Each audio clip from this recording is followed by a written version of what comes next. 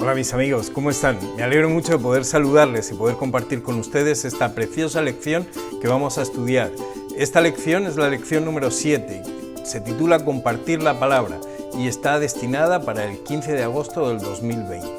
Así que vamos a estudiar juntos. Estoy muy feliz de poder compartir con ustedes esta lección y de poder enfrentarnos al desafío que presenta.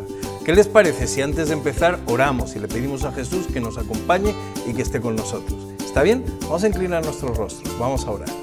Señor que estás en los cielos, queremos pedir tu sabiduría, queremos pedir tu inteligencia, para que tú, Señor, alumbres en nuestros corazones y nos llenes, Señor, de tu mensaje y que podamos verte a ti como nuestro Redentor. Bendice a mi amigo y a mi amiga, en el nombre de Jesús. Bueno, pues fíjate que bien, hoy vamos a poder hablar de compartir la palabra de Dios.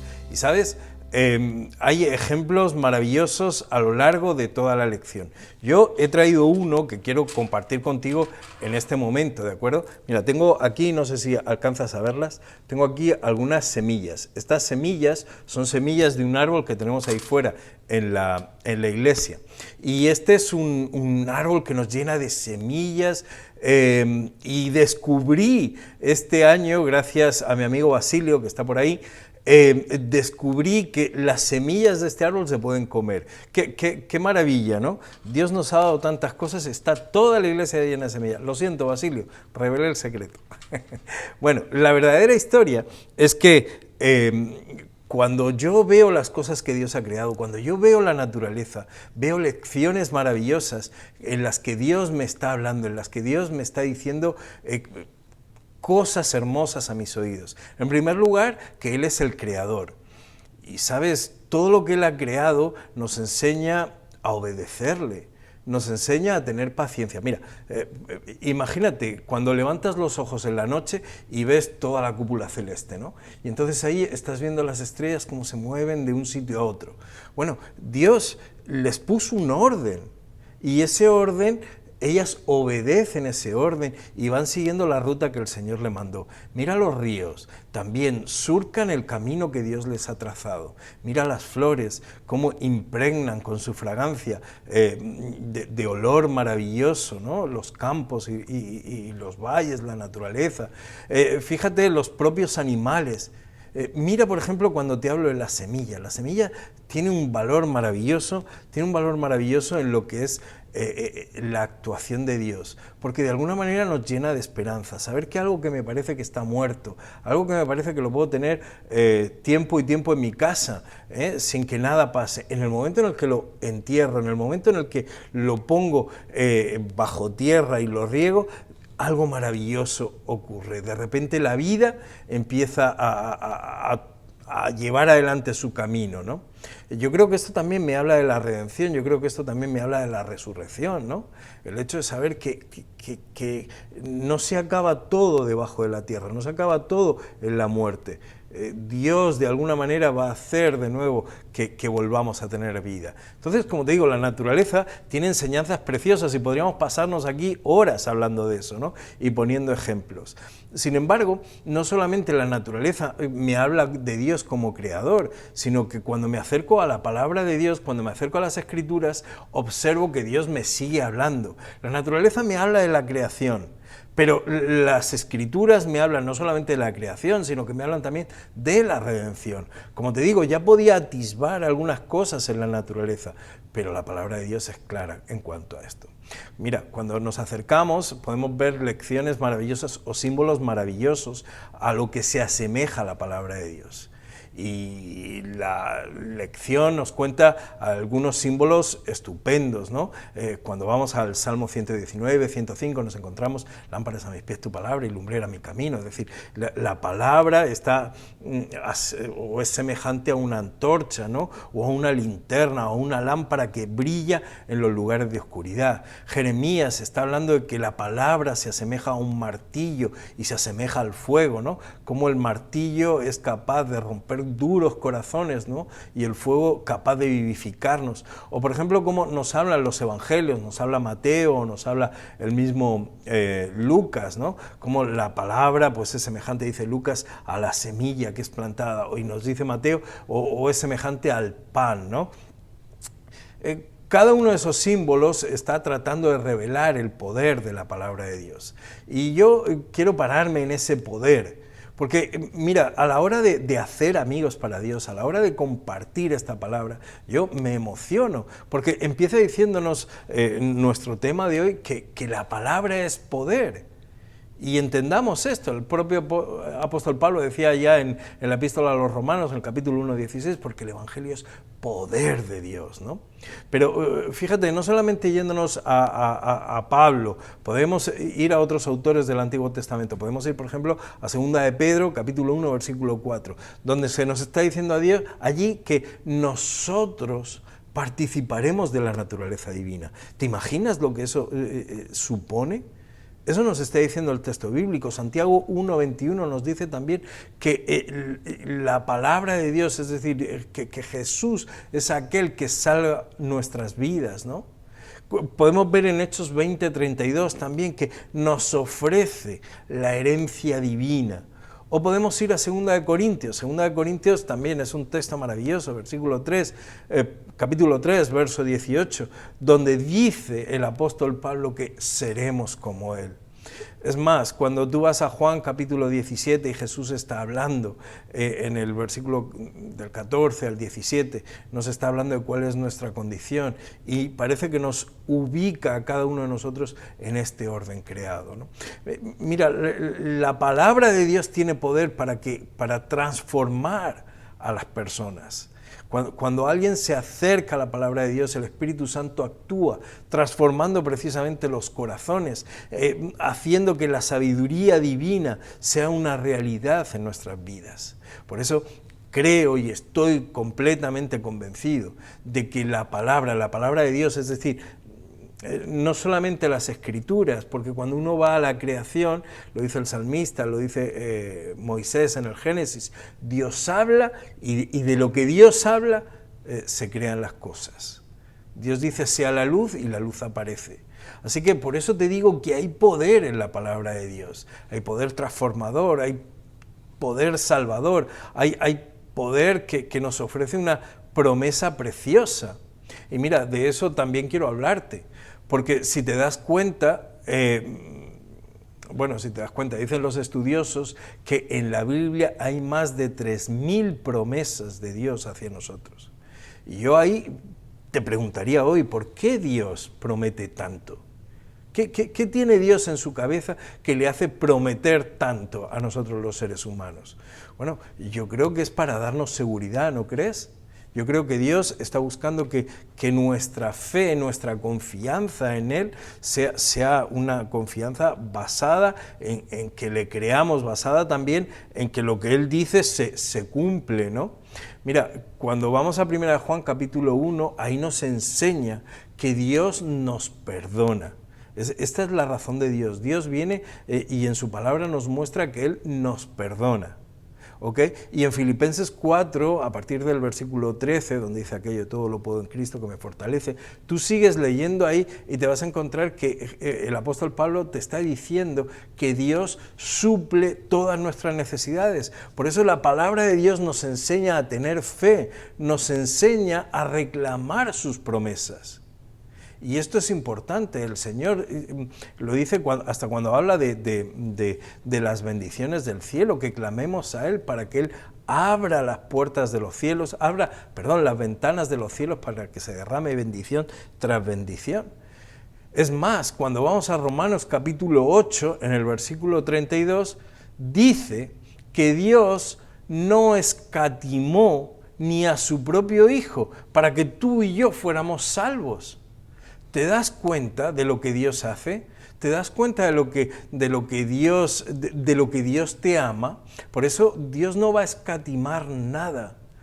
Todos aquellos que nos podemos acercar a la palabra de Dios, podemos escucharle a Él, Él nos está prometiendo una y otra vez que va a estar pendiente de todas nuestras necesidades. Él ha provisto todo lo necesario para que tus necesidades y mis necesidades estén completas.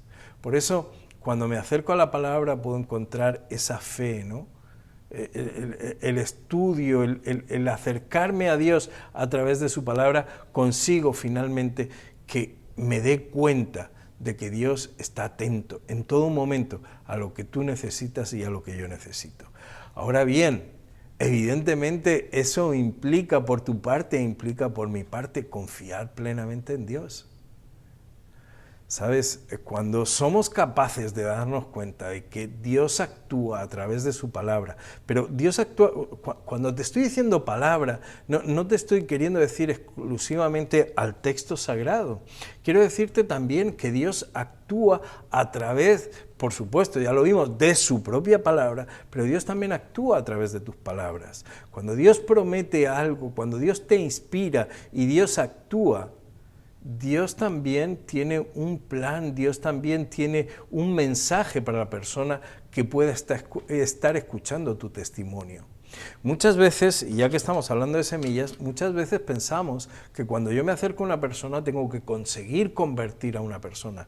Nada de eso aparece en las Escrituras. De lo que se trata es que tú plantes, es que tú pongas una semilla.